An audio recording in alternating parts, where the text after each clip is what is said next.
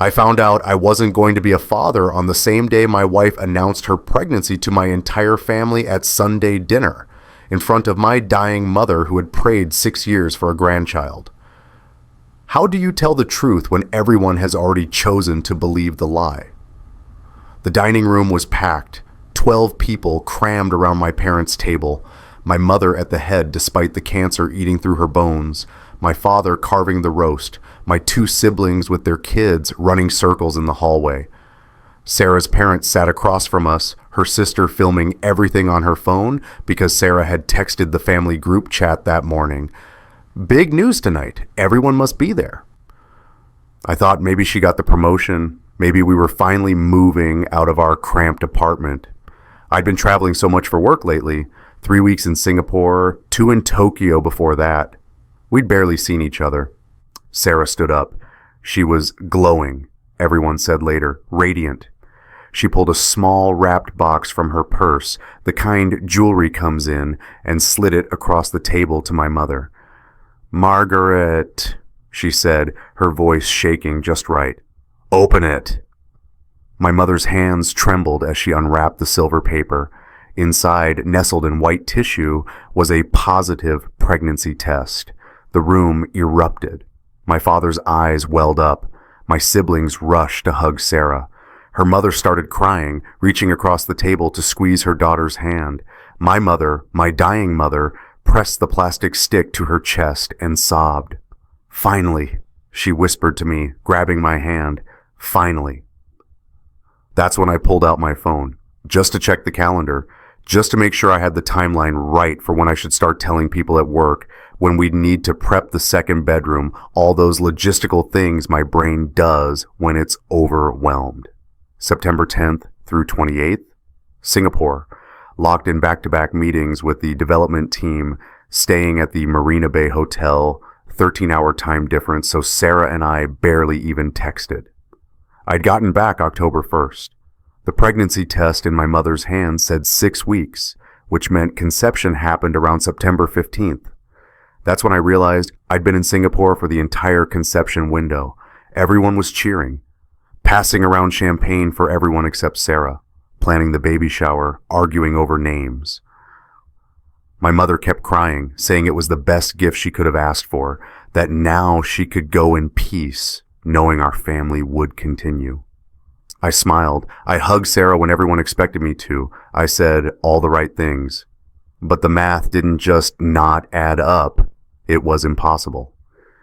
We drove home in silence. Sarah hummed along to the radio, her hand resting on her still flat stomach. I gripped the steering wheel and ran the numbers again in my head. September 10th, morning flight to Singapore. September 28th, red-eye back, landed the 29th, slept for 16 hours. We had sex exactly once after I got back on October 3rd, and she'd said she wasn't feeling well, so we kept it quick. The conception window for a 6-week pregnancy was 14 to 21 days ago. Today was October 20th.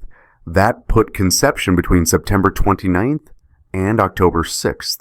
I'd been gone for 19 of those days. At home, Sarah went straight to bed, exhausted from the excitement, she said. I told her I had some work emails to catch up on. She kissed my cheek and closed the bedroom door. I sat at my desk and stared at my laptop. Then I opened hers. She'd forgotten to log out of her email.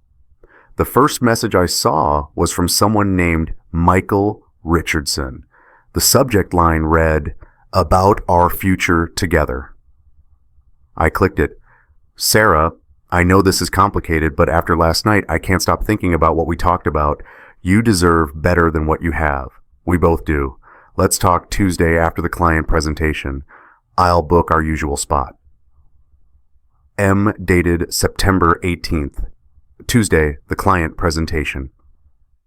I remembered that day because Sarah had called me at 3 a.m. Singapore time, which was her 2 p.m., saying she'd be home late because the presentation ran long and the team was going out to celebrate landing the account. I scrolled down. More emails, dozens of them, going back 4 months, coded language mostly. Lunch meeting, but on weekends. Project updates sent at 11 p.m. Quick sync.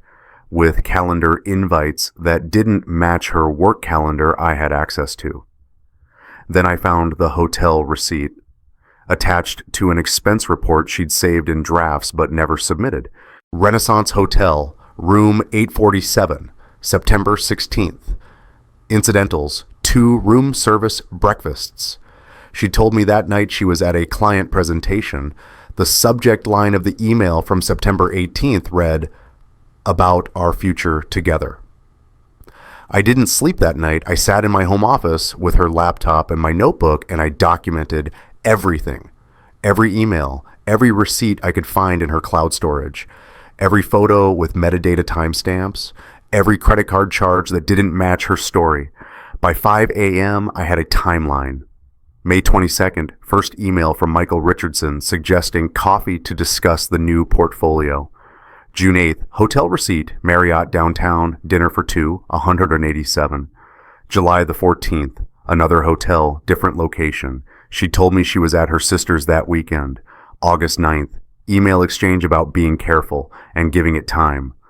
September 3rd, photo of them together at what looked like a lake house. She told me she was at a work retreat. The photo was deleted from her phone, but it was still in her auto backup cloud. September 16th, Renaissance Hotel. 2 breakfasts, the conception window. I took screenshots of everything. I uploaded them to a secure drive only I had access to. I printed the key documents and put them in a folder in my locked desk drawer. Then I erased my search history on her laptop, closed it exactly how I'd found it, and went to take a shower. The water ran cold, but I didn't move. I just stood there watching the mathematical impossibility circle the drain. At 7 a.m., Sarah woke up and asked if I wanted eggs for breakfast. I said yes. I ate every bite. I kissed her goodbye when she left for work. Then I called my lawyer. Rebecca Chen had handled my parents' estate planning, so I knew she was thorough.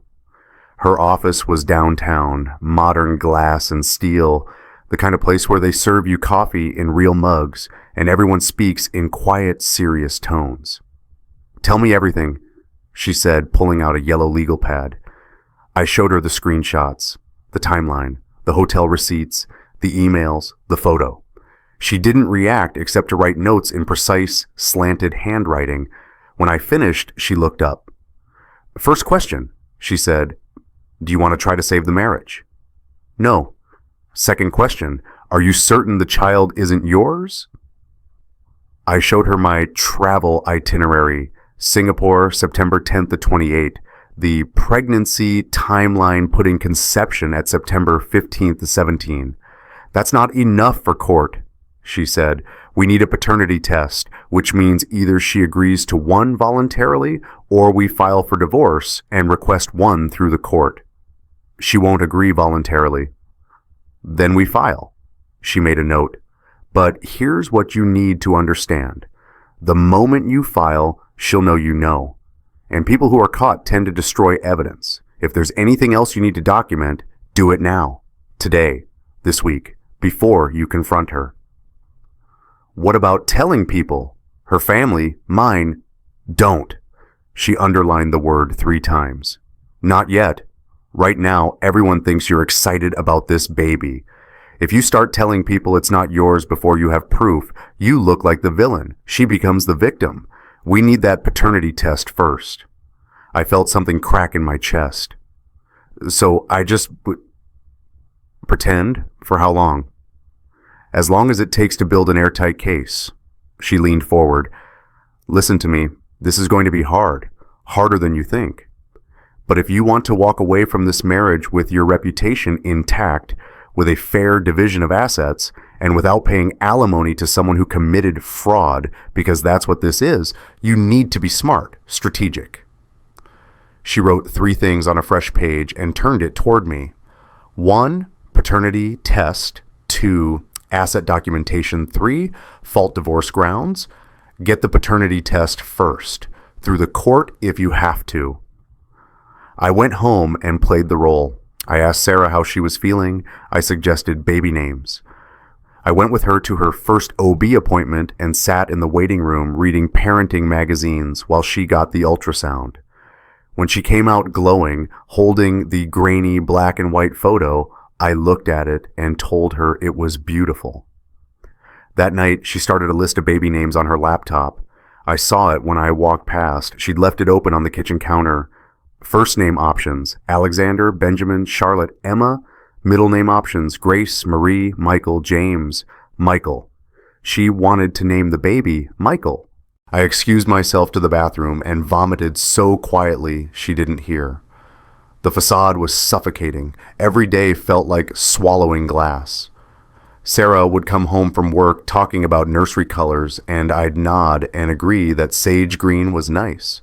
Her parents would call to discuss baby shower venues, and I'd smile through speakerphone conversations about catering options. At night, she'd fall asleep with her hand on her stomach, and I'd lie awake next to her, staring at the ceiling, calculating. How many lies had she told? How many times had she looked me in the eye and said, "I love you," while planning a future with someone else? I started carrying a voice recorder in my pocket, just in case. Rebecca had said documentation was everything. One night, Sarah turned to me over dinner, pasta carbonara, her craving that week, and said, "I'm so glad our baby will have your eyes. You have the kindest eyes I've ever seen." I set down my fork very carefully. "What color do you think they'll be?" I asked. "Yours are hazel," she said. "Mine are blue, so probably one of those." "What about the father's genetics?" I asked. "Don't those matter too?" She blinked. "You're the father." "Right. Of course." If you've ever had to smile through the worst moment of your life, you'll understand what came next. If that's you, just leave a comment that says, "I understand. You're not alone." The hospital room smelled like antiseptic and the lavender lotion my mother had used since I was a kid. She was smaller now, folded into the adjustable bed, oxygen tube across her face. Stage 4 pancreatic cancer. The doctors had given her 3 months. That was 4 months ago. My father was in the cafeteria getting coffee. My siblings had just left after their visit. It was just the two of us. "You haven't been yourself," she said. Her voice was raspy but steady. "Since the announcement," I tried to smile. "I'm just tired. Work's been—" "Don't."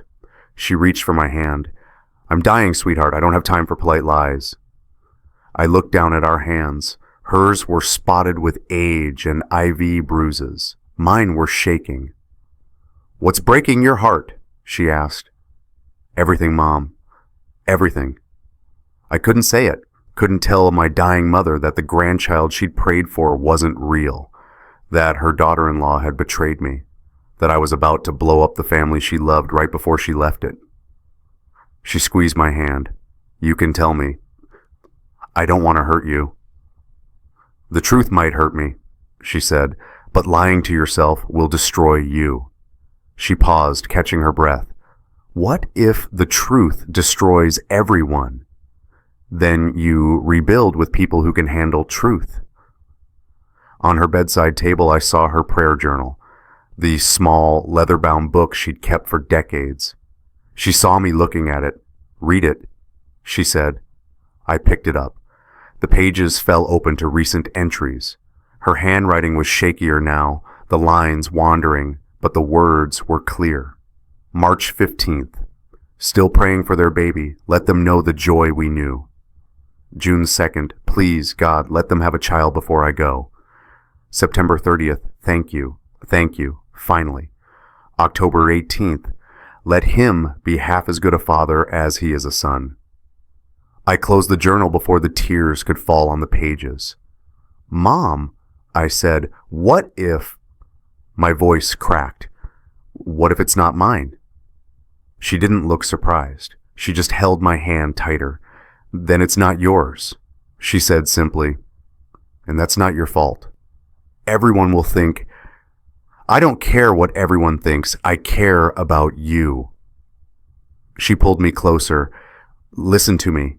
Some people are born into your family. Others have to earn their way in. If she didn't earn it, if she broke what you built, then she doesn't belong. But you wanted a grandchild so badly. I want you to be happy. I want you to have a life built on truth, not on lies someone else told." She touched my face. The baby isn't what matters. You are. I broke. I finally broke. I put my head on her shoulder and sobbed while she stroked my hair like I was 7 years old again and had skinned my knee. You're going to be okay, she whispered. You're going to get through this, and you're going to find people who deserve your loyalty. Because you, my sweet boy, you are worth being loyal to. That's when the door opened. My father came back with 2 coffees. My mother looked at him and said, "He's telling her the truth, and we're supporting him, no matter what comes next." My father set down the coffees and put his hand on my shoulder. My mother died 3 weeks later, but before she did, she gave me 2 things. The first was a sealed letter. She handed it to me during her last lucid afternoon, my father and siblings in the room. "Read this when you need it most," she said. The second was my grandmother's ring, a simple gold band with a small sapphire. She'd told everyone she was saving it for when I got married, to give to Sarah. She pressed it into my palm, closed my fingers around it, and whispered, "Not for her, for the real one. You'll know who I mean." The ring was still warm from her hand when she closed her eyes for the last time. We buried my mother on a Thursday. Gray sky, cold wind, 24 people in black. Sarah stood next to me at the graveside, her hand on her growing belly, playing the supportive wife. Her parents kept telling people how brave I was, how strong, handling my grief while preparing for new life. I read the eulogy my mother had written herself. She'd always been practical like that. At the end, I added one line she'd whispered to me in the hospital. "Family is who shows up. Remember that." Sarah squeezed my hand. She thought I meant her. I meant my mother, my father, my siblings who'd sat with me through the night shifts at hospice. I meant Rebecca Chen, my lawyer, who'd sent flowers and a card that said simply, "I'm ready when you are." 3 days after the funeral, I was ready. I waited until Sarah got home from work. I'd taken the day off, told her I needed time to process my grief. She'd understood, kissed my forehead, told me to rest. Instead, I'd spend 8 hours preparing. The dining room table, the same one where she'd announced the pregnancy, was covered in documents. Printed emails arranged chronologically, left to right. Hotel receipts beneath each relevant date. GPS location data from her car's tracking app showing late nights at an address that turned out to be Michael Richardson's condo in the Pearl District. Bank statements with charges she'd said were for work lunches. Calendar screenshots showing my travel dates next to her late work nights. And in the center, like a centerpiece, the voice recorder I'd been carrying for 3 weeks. I heard her car in the driveway, her key in the lock, her footsteps in the hallway. "Babe," she called. "I brought Thai food. I know you've been..." She stopped in the dining room doorway. I was sitting at the head of the table. The documents spread before me like evidence at a crime scene. "What is this?" Her voice was small. "Sit down, Sarah." "I don't..." "Sit down." She sat. Her purse slipped from her shoulder onto the floor. Her eyes moved across the table, taking inventory. I watched her face as she recognized each piece. The email dated May 22nd. The Marriott receipt from June. The photo from the lake house in September. "You went through my things," she said finally. "You cheated on me." My voice was steady, each word chosen. "For 6 months with your boss, Michael Richardson, 43, married, 2 kids. You want me to keep going?" "It's not, you don't understand." "Explain it to me then." I picked up the Renaissance Hotel receipt. September 16th, room 847, 2 breakfasts. "You told me you were at a client presentation. Explain that." Her hands were shaking. "We were working late." "Working." I put down the receipt and picked up an email. Subject line, "About our future together." Sent September 18th, 2 days later. "You deserve better than what you have. We both do." "Was that about the quarterly projections, Sarah?" "You're twisting. The GPS data from your car shows you at his condo." I checked the printout. 17 times between July and September, always between 8 p.m. and midnight, always on nights you told me you were working late or with your sister. I laid out the evidence spread across our dining table chronologically. She looked at 3 months of hotel receipts, a digital trail she'd thought was deleted, proof she couldn't deny. Her face went pale. Then she said, "You don't understand. I did this for us." I stared at her. For us. We were drifting apart. You were always traveling. I was lonely. Michael made me feel... The baby, Sarah. I cut her off. Talk about the baby. She put her hand on her stomach. This baby is ours. It doesn't matter. I was in Singapore. I picked up my travel itinerary, slid it across the table. September 10th through 28th. The conception window for a 6-week pregnancy is September 15th to 17th. I was 13 time zones away. Dates can be wrong. The doctor said 6 weeks as of October 20th. I've done the math 17 different ways, Sarah. It's not mine. Silence. Just the hum of the refrigerator in the kitchen, the clock ticking on the wall. Okay, she said finally. Okay, maybe the timing is off, but plenty of men raise children that aren't theirs. I finished for her. Is that what you were going to say? She looked up, and for a second I saw something like hope in her eyes.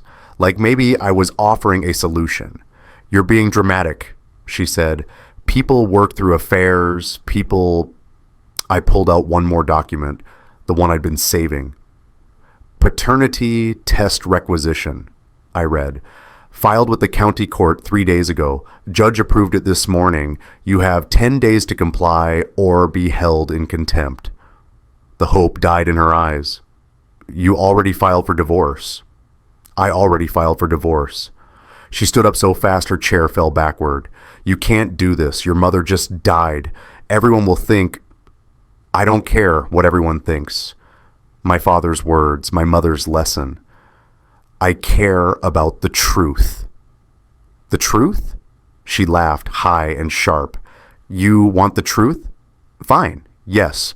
I slept with Michael. Yes, the baby is probably his. But I was going to end it. After the baby came, I was going to end it, and we were going to be a family, and you never would have known the baby that isn't mine? That baby?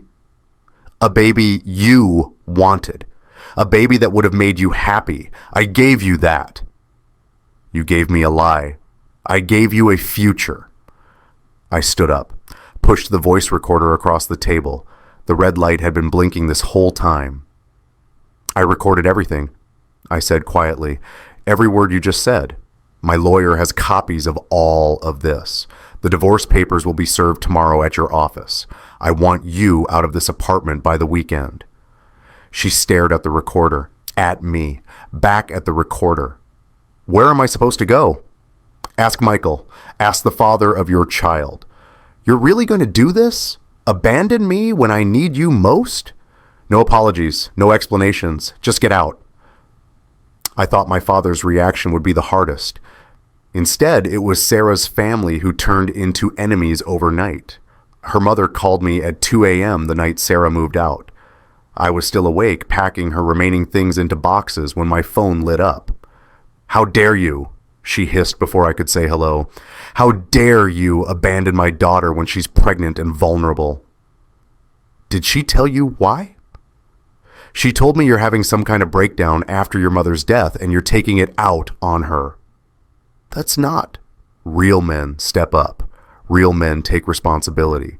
But I guess we know what you are. She hung up. The text messages started after that. From her father. You're a coward. From her sister. Sarah told us everything. We're filing a harassment complaint. From her brother-in-law. If I see you, we're going to have a problem. I saved every message. Sent them to Rebecca. Her family chose to believe her story over the evidence. My father came over the next morning and let himself in with his spare key. Found me on the couch surrounded by boxes of Sarah's things, her family's threats still lighting up my phone. He sat down, picked up my phone, read the messages. Then he said something I'll never forget. Your mother told me once, before she got sick, she said, "We don't leave people." That's what she taught you, right? That we don't leave people who need us. Yeah. She told me the rest the night before she died. She said, we don't leave people who deserve our loyalty. Make sure he knows the difference. He put the phone down, put his hand on my shoulder. This? He gestured at the messages. These people don't deserve your loyalty. Your mother knew that. My father said, we don't leave people who deserve us. She doesn't. I wasn't expecting Jennifer Richardson to contact me. The message came through LinkedIn, of all places, professional, polite, asking if I'd be willing to meet for coffee to discuss a mutual acquaintance. I knew who she meant. We met at a cafe downtown, one of those places with exposed brick and overpriced pour-over coffee. She was already there when I arrived, sitting at a corner table, wearing a sharp gray suit that screamed corporate attorney. She stood when she saw me. Thank you for coming. She said, I know this is strange. Your husband is having an affair with my wife. Strange doesn't cover it. She almost smiled. Ex-wife, I saw. Congratulations on filing. We sat. I ordered coffee I didn't want. She already had tea in front of her, untouched. I found out about Sarah 3 months ago, she said. Michael's been sloppy. He always is. This has happened before? Twice that I know of. Both times with younger women at his firm. Both times he promised it meant nothing. She took a breath. This time is different. The pregnancy. She pulled a folder from her briefcase, set it on the table between us. I'm a corporate lawyer. Hostile acquisitions mostly. Mergers that don't want to happen. I'm very good at finding information people want to hide. She opened the folder. Inside, bank statement showing Michael had rented a separate apartment starting in May. A second phone bill I didn't recognize. Emails between Michael and Sarah that were even more explicit than the ones I'd found. Text messages about our baby and our future. And at the bottom, a pre-nuptial agreement. We signed this 12 years ago, Jennifer said. Standard stuff, except for Clause 7. She pointed. Infidelity forfeits all marital assets, everything. The house, the retirement accounts, his stake in the firm, all of it stays with me. Why are you showing me this? She looked up. Her eyes were cold and clear. Because I'm tired of being the understanding wife. I'm tired of protecting his reputation while he destroys our family. And I'm tired of women like Sarah thinking they can blow up marriages without consequences. She slid the folder across the table. I'm his wife. And I'm also a lawyer who specializes in hostile divorces. Let's destroy them together. Her family called me at 2 a.m. Real men step up. But I guess we know what you are. Here's my question for you. When someone shows you who they are through their actions, do you believe their actions or their excuses? Comment A for actions, B for excuses. Let's see where we stand. Jennifer and I didn't become friends exactly. We became allies. Strategic partners in parallel divorces that would intersect at one critical point, paternity. She had resources I didn't, private investigators, forensic accountants, access to Michael's financial records through their shared accounts. She found things I never could have, like the fact that Michael had moved $47,000 from their joint savings into a private account. Baby preparation, one transfer memo said, like emails to Sarah about looking at houses together, 3-bedroom colonials in the suburbs, good school districts like a reservation at a jewelry store for late November, an engagement ring consultation. He was going to leave me, Jennifer said when she showed me. We were in her lawyer's office this time, glass and steel overlooking the river. He was planning to leave me for her. Probably after the baby was born. Clean break, new family, my money in his pocket. Sarah never said anything about him leaving his wife. Because he was lying to both of you. She smiled, sharp and bitter. That's what cheaters do. They tell everyone what they want to hear. He told her he'd leave me. He told me the affair meant nothing. He told his partners at the firm she was a troubled young employee he was mentoring. The same lie structure, different victims. The paternity test, Jennifer said. When is it scheduled? Court date is in 2 weeks. She has to comply or be held in contempt. When the results come back, I want a copy. Because when I file my divorce, I'm citing this as evidence of long-term deception and fraud. It'll trigger the prenup clause. He loses everything. She looked at me across the conference table. Your wife destroyed your marriage for a fantasy. Let's make sure the fantasy costs her everything too. I visited my mother's grave the day before the court hearing, brought yellow roses, her favorite, sat on the bench near her headstone and tried to figure out what to say. The sealed letter was in my pocket. I still hadn't opened it. Read this when you need it most, she'd said. I needed it. The envelope was cream-colored, her name embossed in the corner. She'd sealed it with wax, the old-fashioned kind she used for Christmas cards. I broke the seal carefully. Inside, 2 pages in her shaky handwriting. My dearest son, if you're reading this, I'm gone. And if you're reading this now, it means you're in the middle of the hardest thing you've ever done. I'm proud of you. You think I don't know what's coming? I know. I saw it in your eyes at that dinner. I saw you do the math while everyone else was celebrating. I saw your heart break in real time, and you still smiled for me. That's who you are. You protect people, even when it costs you everything. But here's what I need you to understand. Not everyone deserves that protection. Your father taught you we don't leave.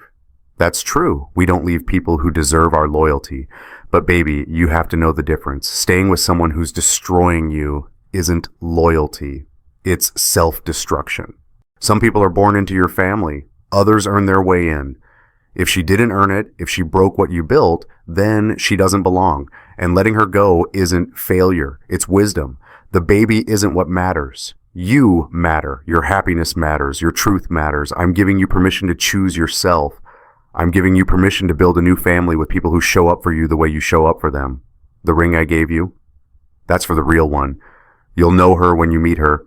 She'll be the one who sees you, really sees you, and stays anyway. I love you. I'm proud of you. And I'm watching. Choose the ones who earn their way in. Mom, I read it 3 times. Then I folded it carefully and put it back in my pocket. I'm doing it, Mom, I said to the headstone. Tomorrow. The paternity test results come back tomorrow. The wind picked up, scattering leaves across the grass. I stood up, touched her name carved in granite. She died 3 hours after handing me the letter. The last line read, "Choose the second kind." The courthouse was modern, all security scanners and marble floors. Rebecca met me in the lobby, her briefcase in one hand, a coffee in the other. "Sarah's already here," she said, with her attorney and her mother. "Jennifer?" "Upstairs, observing. She can't be in the room officially, but she wants to see Sarah's face when the results are read." We took the elevator to the 3rd floor. Family court. The hallways smelled like anxiety and bad coffee. Sarah was sitting on a bench outside the courtroom, her mother next to her, both of them whispering urgently. She was showing now, wearing a loose dress that emphasized the bump. Strategic, Rebecca had noted, playing the vulnerable pregnant woman card. Sarah looked up when she saw me. For a second, something like fear crossed her face. Then her mother stood up. "You should be ashamed," she spat at me, "dragging a pregnant woman to court for what? Your pride?" Rebecca stepped between us. "Mrs. Morrison, please step back." "He's abandoning his child. That's why we're here," Rebecca said coldly, "to establish paternity. Shall we?" The courtroom was smaller than I expected. Just the judge's bench, a table for each party, a court reporter in the corner. The judge was a woman in her 60s, reading glasses perched on her nose, looking thoroughly unimpressed with everyone. "This is a paternity matter," she said. "Mr. Chen versus Mrs. Chen, soon to be ex-Mrs. Chen. Both parties have submitted to DNA testing as ordered. Results have been certified by the state lab." She picked up a document. "Would the parties please stand?" We stood. Sarah's hand went to her stomach. I kept mine at my sides. The judge read from the report. Sample A, Michael Chen, petitioner. Sample B, female fetus, gestational age 14 weeks. Testing methodology, non-invasive prenatal paternity test using cell-free fetal DNA. She paused, looked at both of us over her glasses. Probability of paternity, 0.00%. The room was silent. The court reporter's fingers stopped moving on her machine. Mrs. Chen, the judge said, did you understand what I just read? Sarah's lawyer stood. Your Honor, my client requests a second test. There could have been a lab error. There was a second test, the judge said. Ordered by this court when the first results came back. Different lab, same result. She read from a second document. Probability of paternity, 0.00%. She looked at Sarah. Madam, these tests are conclusive. Mr. Chen is not the biological father of your child. Do you have anything to say? Sarah's mother stood up from the gallery. This is a witch hunt. Ma'am, sit down or leave my courtroom. Silence. The judge turned to Sarah. Mrs. Chen? Sarah's voice was barely a whisper. Can we take a recess? Denied. We're done here. The judge signed something. Divorce granted on grounds of adultery and fraud. Mr. Chen, you are not legally obligated for any child support. Mrs. Chen, you have 30 days to vacate the marital residence. Division of assets will proceed according to the original filing. This case is closed. She banged her gavel. The judge read the number aloud twice. Sarah's lawyer asked for a recess. The judge said, denied. We're done here. In the hallway after Jennifer was waiting, she didn't say anything. Just nodded once at me, then watched Sarah and her mother rush past toward the elevators. Rebecca shook my hand. I'll file the final paperwork this week. You're free. Free. I didn't feel free. I felt hollowed out, scraped clean. But I also felt something else, something I hadn't felt in months.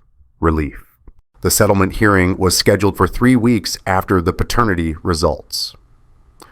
Sarah had hired a more aggressive lawyer, a man in his 50s with slicked back hair who specialized in protecting women's rights in divorce proceedings.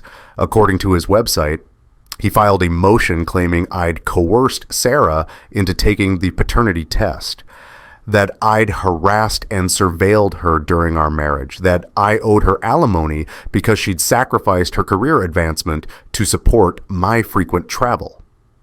Rebecca responded with a 167-page evidence binder. We called it Exhibit A. The hearing was in the same courthouse, different room, bigger this time. Sarah's parents were in the gallery, so were her sister and brother-in-law. My father sat behind me, solid and quiet. My siblings had offered to come, but I'd told them no. This wasn't their fight. Jennifer Richardson sat 3 rows back, wearing sunglasses inside, observing. The judge was different too, a man this time, late 50s, with a reputation for no-nonsense rulings. Judge Patterson. Rebecca had said he was fair, but had zero tolerance for fraud. Sarah's lawyer stood first. Your Honor, my client is a pregnant woman who's been abandoned during the most vulnerable time of her life. She's lost her home, her marriage, and now faces financial ruin because Mr. Chen refuses to negotiate in good faith. Mr. Chen isn't the father, Judge Patterson interrupted. That's been established. Nevertheless, my client entered this marriage in good faith. She deserves equitable division of assets, spousal support during her pregnancy, and does your client dispute the paternity findings? No, but then let's talk about fraud. The judge looked at Rebecca. Ms. Chen, you filed a counter motion? Rebecca stood. She was wearing her sharpest suit, her hair pulled back, every inch the prosecutor. Yes, Your Honor, we're requesting the court deny all claims for alimony and award my client full possession of the marital residence and assets based on documented fraud, adultery, and attempted paternity fraud. She opened the evidence binder. If I may present Exhibit A. For the next 40 minutes, Rebecca walked the judge through the timeline. Every hotel receipt, every email, every GPS location placing Sarah at Michael Richardson's condo while she'd told me she was working late. Then she got to September. On September 16th, the respondent stayed at the Renaissance Hotel with Michael Richardson. This is confirmed by hotel records, credit card charges, and security camera footage the hotel provided under subpoena. She slid a photo across to the judge. That's the respondent and Mr. Richardson entering the hotel at 7:47 p.m. Sarah's lawyer started to object, but the judge held up a hand. "Let her finish," Rebecca continued. On October 20th, the respondent announced her pregnancy to my client's family, including his dying mother. She presented the pregnancy as my client's biological child, knowing it was impossible for him to be the father given his documented travel during the conception window. She pulled out another document. Then we discovered this. It was a birth certificate pre-registration form, the kind hospitals give you to fill out in advance. The respondent completed this form on November 3rd, before the paternity test was ordered, before my client filed for divorce, before she had any reason to believe he knew about the affair. Rebecca pointed to a line on the form. Father's name, Michael Chen. Father's signature. My signature, or what looked like my signature. We had a handwriting expert examine this. Their conclusion, the signature was forged. The respondent signed my client's name to a legal document establishing paternity of a child she knew wasn't his. The courtroom went silent. The judge took the document, examined it, looked at Sarah. "Mrs. Chen, did you sign your husband's name on this birth certificate registration?" Sarah's lawyer whispered something to her. She shook her head. "Mrs. Chen, I asked you a direct question." Her voice cracked. "I thought he'd sign it eventually.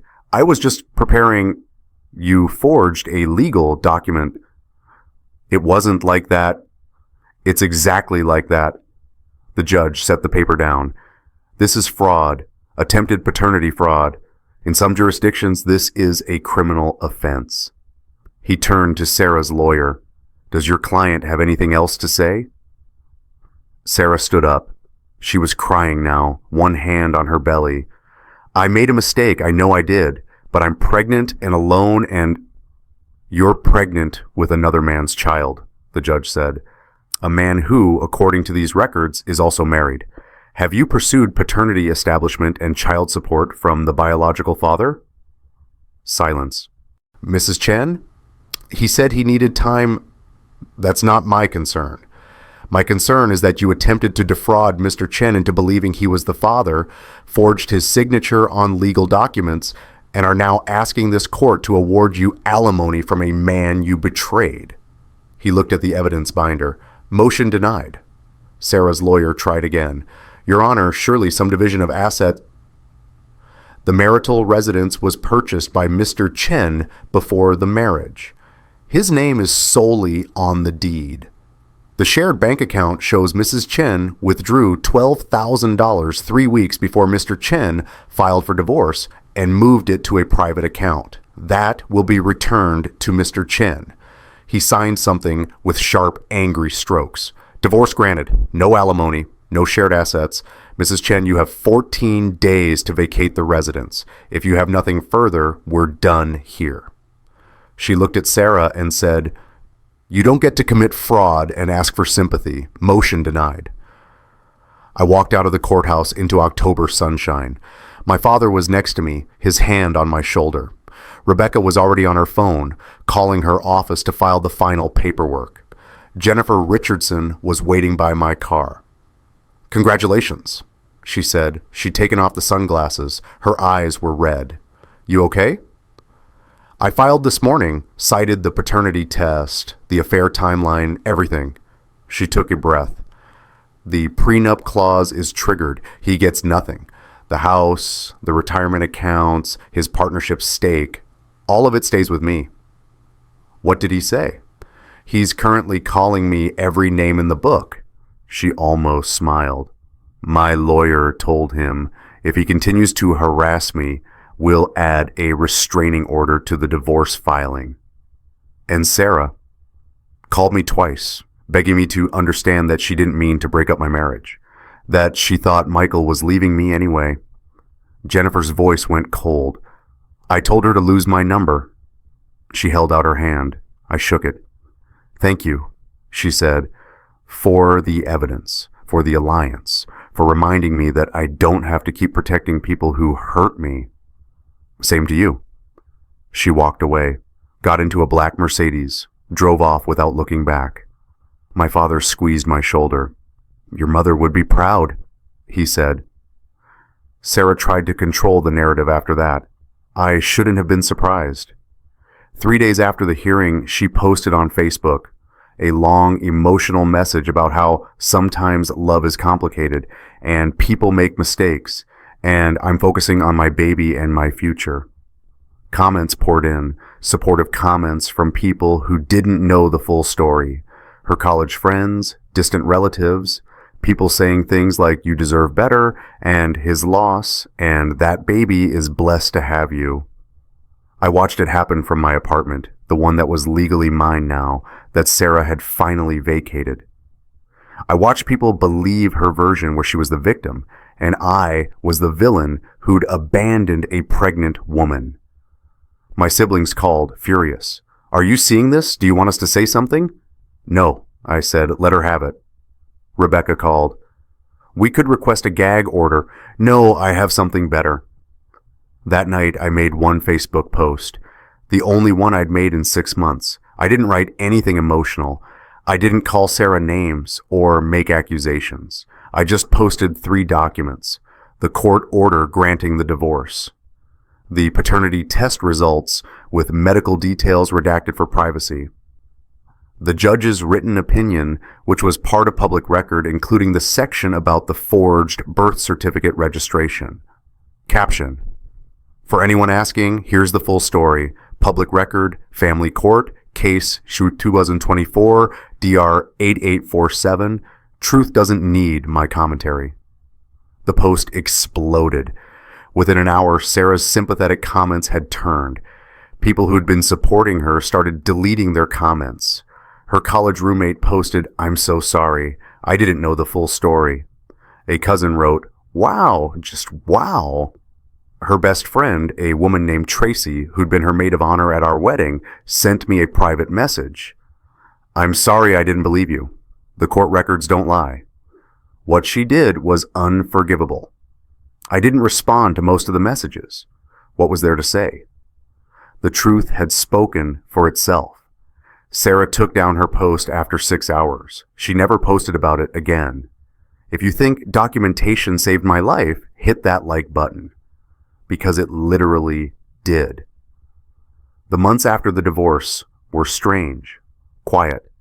I moved through my days feeling like I was waiting for something to happen, some other shoe to drop, some new crisis. But there was nothing. Just silence. Space. The apartment that was mine. The bed I didn't have to share with someone who'd been lying to me. Mornings where I drank coffee and read the news without performance, without pretending. My father checked on me weekly. My siblings invited me to dinners, game nights, their kids' soccer games. Slowly, I started sleeping through the night. I threw myself into work, got promoted to senior developer, started going to the gym again, joined a hiking group that met on Saturdays. That's where I met Emma. She was new to the city, a software engineer who'd just relocated from Austin. Quiet, sharp sense of humor. On our third hike, a brutal trail up the gorge, she asked what had brought me to the group. Needed to get out of my head, I said. Bad breakup? Bad marriage. She didn't pry, just nodded and kept hiking. 2 months later, over coffee after a hike, she mentioned she'd been married before too.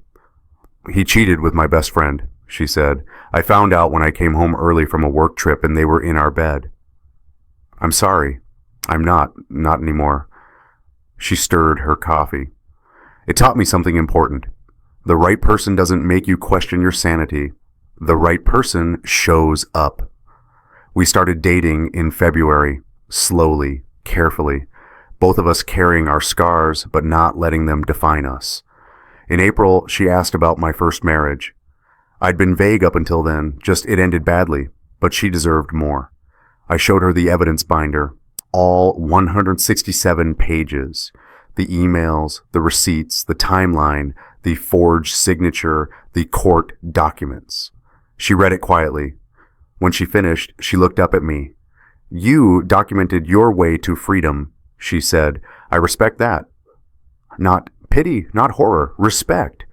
That's when I knew. 1 year and 3 months after my mother's funeral, I went back to her grave on a Sunday morning. I'd been going every week, sometimes just to sit, sometimes to talk. This time I brought yellow roses and news. "Hey, Mom," I said, setting the flowers in the holder by her headstone. "I brought someone I want you to know about." Emma was waiting in the car. I'd asked her if she wanted to come meet my mother, or at least the memory of her. She'd said yes. "Her name is Emma. She's kind. She's honest. She's been through her own hell and came out stronger." I touched the warm gold band in my pocket, my grandmother's ring. "I'm going to ask her to marry me. Not today. We're taking it slow. But soon." I pulled out my mother's letter, read the last line again. "The ring I gave you, that's for the real one. You'll know her when you meet her." "I found her, Mom. The real one." The wind picked up, warm spring air carrying the smell of fresh-cut grass. "I've been continuing your prayer journal. Did you know that? Every Sunday I write in it. Not prayers, really, just reflections. Gratitude." I pulled the small leather journal from my jacket. Opened to the most recent entry. May 12th. 1 year since the divorce. I'm not bitter. I'm not broken. I'm just free.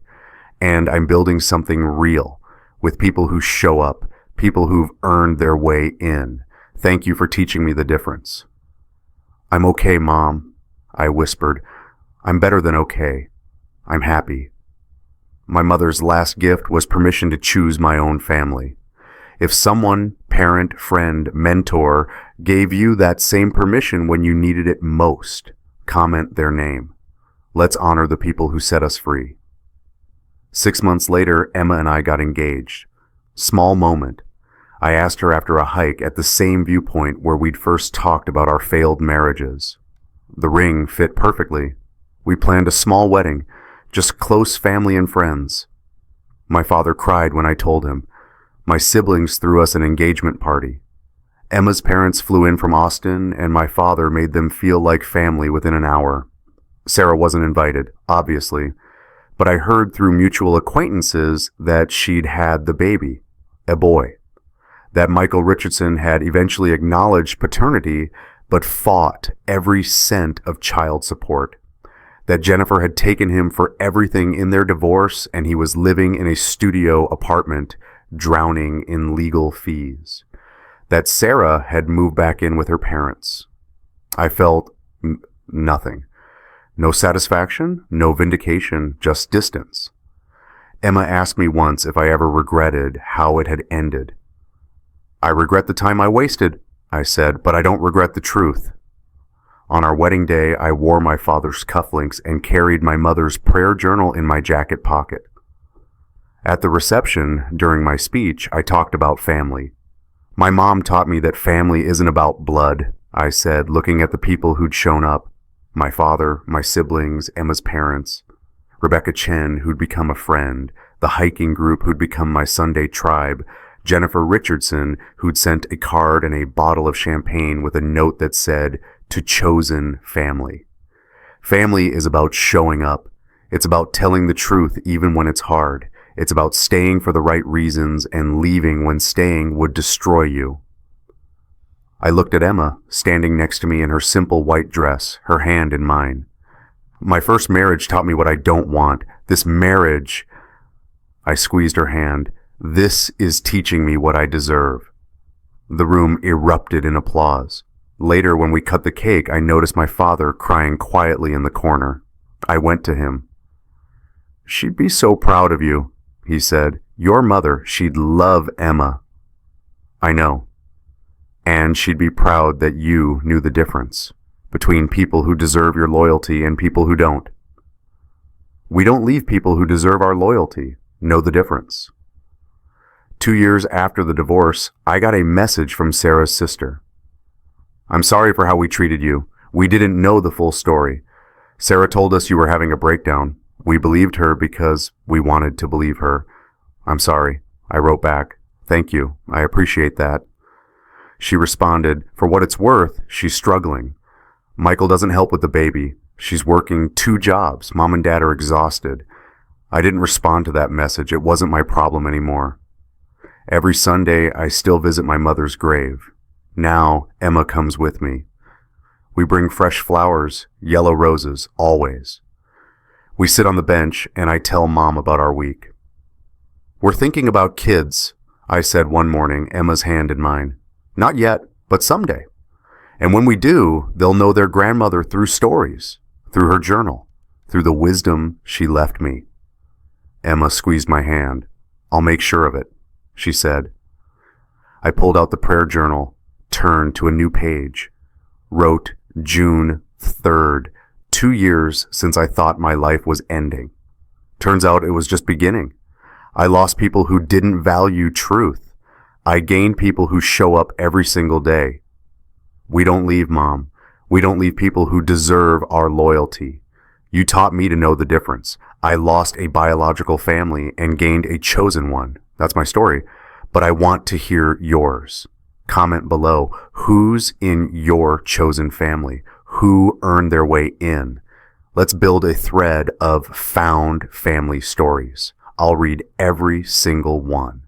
The final thing I did was frame the divorce decree, not as a trophy, not to celebrate pain, but as a reminder. It hangs in my home office next to a photo of my mother, above my desk where I work every day. Emma asked me once why I kept it.